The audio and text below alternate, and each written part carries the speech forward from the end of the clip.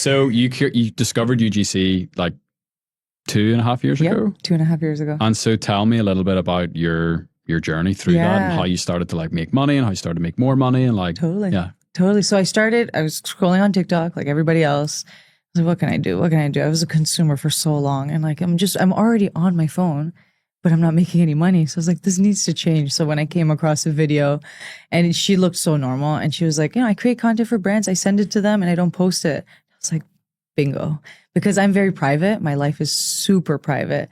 People actually don't know even how many kids I have. They're just like, you have a bunch of kids. They don't know anything about my family, about my personal life. And I love to keep it that way. So with UGC, because I'm creating this content for the brands, I'm sending it to them. I don't have to, influence people to buy it because I use it, because my family uses it. I'm thinking as a consumer and I create as a consumer and then I send it off to them. So it started 2.5 years ago. It was like a boom. Like a few of us, we just like figured this thing out and we were just on TikTok and we were documenting our journeys. So as I was documenting my journey, people were asking me questions. So I was like, okay, wait, am I like just going to start coaching now? So right from the start, I was like creator and coach. Interesting. And I was just helping people for free. I'm like, okay, I'm building my portfolio now. I use products around my house. So just things that I use. That's why with UGC, the barrier to entry is nothing. You can use products around your house. So say like, water bottle, phone case. These are things I use. I used a phone case and I was like, and I created a UGC video out of it. And then you post it on a portfolio. So you make a portfolio for free on Canva. And then you publish that as a website, all for free. So everything took me no money. It was my phone, which I already had, a tripod, which I already had, and then things I had at home. You already had from all the lip syncs you were doing. Exactly. Oh, God. You know what? I had to embrace the cringe. All of that led to where I am now. So funny. Yeah. And then from there, it just spiraled. Like it blew up. And it blew up so much that 2 months into my journey, a reporter from Business Insider reached out to me.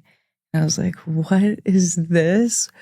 Why is this person in my email? Like, am I onto something? Is this a scam? Yeah, exactly. Is this a real email? It was insane. So I was like, okay, I'm onto something. So I'm going to keep going with this because, everything's aligning. I'm on the right path. So she interviewed me. It was a great interview.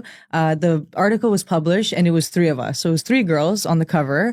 I was like, oh, this is so cool. I had a line in there. And I was like, oh, that's exciting. So I was like, I was featured in Business Insider. And a week later, she's like, I'm actually taking your story and I'm creating a whole article out of it. Round 2. So that was my first full feature article with one reporter.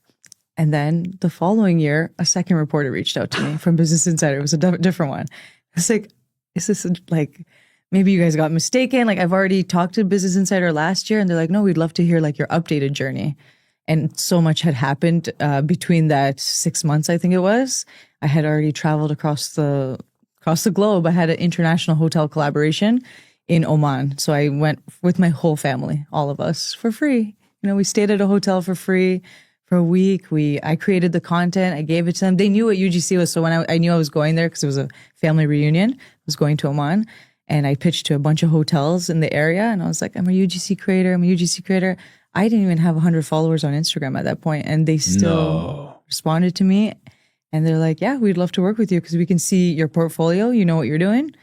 And I was like, okay. So when I came back from that trip, it was another reporter and it was another full feature article. And I was like, how is it that I've been less than a year into my entrepreneur journey and I've been in Business Insider twice? So I'm like, I'm definitely onto something. That's why I just kept going. And I've been having so much fun. So much fun. And I could tell, like, whenever we connected on the bus yesterday, I was just like, I have to talk to Sal. I have to. I'm so glad we did. Yeah, 100%. So that's the crazy thing about this whole, I'm not a complete beginner at all this stuff. I don't know anything about UGC. It's okay. So I'm learning a lot just listening to you. The fact that you said that you don't have to be an influencer. Nope. So you don't need to like share details about your personal life. Mm-mm. You don't need to like look a certain way. Nope. Like that, like close your eyes and think influencer. Nope. You don't need to look like that. Nope.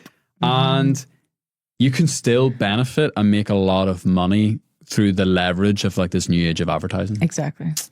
And now when people ask, what do you do? I'm just like, I make commercials for my phone. I make short form commercials. That's a bar. Yeah. That's really what I do. That's at the end of the day, that's what I'm doing because the commercials, they're coming up as ads. Mm-hmm. But when you see UGC, you don't really know it's UGC because it's so organic to your scroll. And then you end up watching it and then you're like, oh, they're trying to sell me something. And then by the end of it, there's like a call to action, where to click. And it's like, wow, did I just watch a commercial? Because we make it that organic and that natural. Yeah.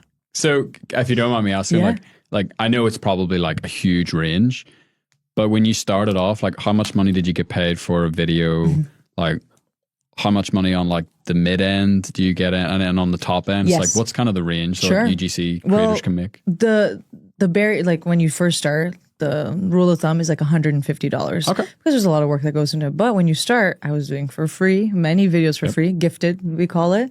And then my first paid one was $40. And I was like, I'll take it. I was so excited. $40 is still good money for me, especially as a mom. My first ever invoice was for $50 to write a blog post for someone. Oh, and you got to start somewhere, don't you? Exactly. And that right there was the start. And I was like, I'm still going to do it. The next one was like $70. Oh, yeah. So I was making my way up. Now we're climbing. Yeah. Then it was like the $150. Then that was my base rate. I wasn't going under that. So that was good. And as I started getting better, my content was getting better. And I knew that it was generating money for my clients. That's when I started raising my price. And that's where the negotiating power came in. So I would, I love negotiating now, but I've made my way from the $40 mark up to $8,000 for one video. Without even being an influencer. That is so sick. I know. And where does it end up? Like what's like the, I don't know, the Michael Jordan of UGC? Like, is there an upper limit? Like, and what sort of brands would be paying like $8,000 plus? So the bigger brands will pay, but not all of them. So a lot of agents, there's always a middleman. You're not working directly with the big brands. There's always a middleman. So, and big brands have multiple agencies they work for. So the agencies, when they reach out to me and they tell me their client, then I'm like, okay, so I'll give a high number. So for that $8,000 video, I actually quoted them $13,000. There you go. And then because I give that space. You gotta leave the wiggle room. Exactly. So I left some wiggle room, and then they came back. They offered the $8,000. I was like, that's what I wanted anyways. Perfect.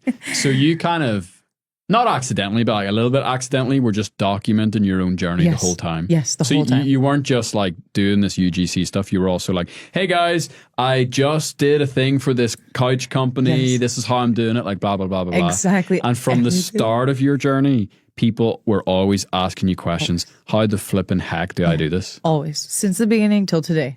So like when I started this thing, I was just a coach right away. I was like, okay, guys, ready? And people be like, lead the way for us, lead the way for us. And I'm like, I will take you guys with me all the way to the top. I promise you. And that's what I'm doing. And I love giving opportunities. I love helping people. It's just in me. So this has just fallen into my lap so naturally. Being able to coach people. It's just a dream come true. So how did you go from being a UGC creator to making money teaching people how to become a UGC creator? Because that, when, at the very start of the show, whenever we said, $26,000 in 30 days, that was from you teaching people how to do it. Exactly. So how did that come about in your life? Yeah. So I had to make this switch to Instagram because I was primarily on TikTok, and TikTok is great for teaching people, but it's also great for free information. You can find out anything for free if you go to TikTok. Even the stuff that I teach, you can find it if you do all the research in TikTok. Oh, dude, all the information that ever exists is out there for free. Exactly. It's kind of overwhelming. Exactly. Actually, that's the problem. It's overwhelming. It's true. It's so true. And I had to make a switch. So I was like, I need to go to Instagram because some of the people in my community were like other UGC coaches and creators. They switched over to Instagram. Now, Instagram is where people are actually willing to pay. Right. So I switched over to Instagram. Honestly, I just started blowing up because I was a lot of top of funnel stuff. I'm a mom. I'm creating content for brands. I'm not an influencer. Did you have like all the children all around you, and you're literally just like, hi, I'm a mom. Did you do that? Literally, it was like they're either on my shoulder and I'm carrying the boxes. Oh, that's and I don't hilarious. share my kids' faces, so it'll be like, I'm just carrying them, and then I have the boxes in front of me to show that I'm a mom and I create content for brands. I'm not an influencer. I don't post it on my channel. But I make, I would give a range 2 to 10K a month. And that's really interesting. Like, we don't share our kids publicly anywhere. Yep. And it's interesting because, again, you think about like someone who makes money online with content, you think that you have to share everything. No. And I love how you're a very value-based person and you've got a lot of principles, which I love and respect. And the fact that you're able to be like, no, I won't do this. Yep. And I can still experience all the success. Exactly. Okay. So you're on Instagram. Instagram's blown up. Yes. Like, what happens next? So then all of my sales were coming from stories. So that was my thing. So every day I'm showing up on stories, selling the dream, and then ending it. My last slide would be a call to action of buying my course. So I tried the guide, like everybody does, like a written PDF guide. Yep. That was okay. It wasn't me. It's level one. Yeah. But for me, I love speaking on camera and I like to teach people by showing them visuals. So I said, I need to create a video course. Well, the fact that you were a Zumba instructor kind of like, that makes sense, doesn't it? Right? I like to like be on stage in a way in front of people and I like to practically show them. It's like, that's literally what Zumba is. Exactly. I don't even talk in Zumba. I just cue with my hands. Exactly. So I made a video course. So that was my thing. The video course was going well.